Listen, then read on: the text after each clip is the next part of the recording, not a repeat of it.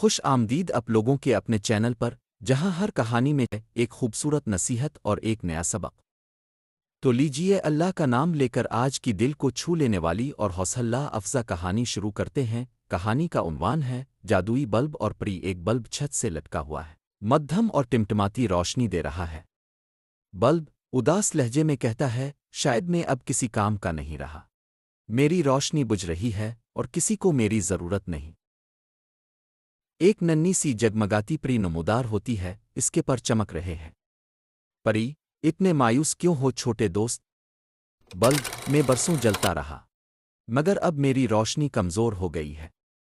لگتا ہے میرا وقت ختم ہو گیا۔ اوپری مسکرا کر، تمہیں سورج بننے کی ضرورت نہیں، بس اتنا چمکو جتنا تم چمک سکتے ہو۔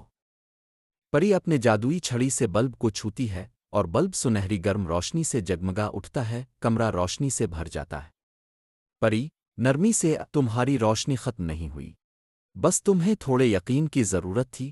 کمرے کے ایک کونے میں بیٹھا ایک اکیلا بچہ خوشی سے مسکراتا ہے جب روشنی اس تک پہنچتی ہے۔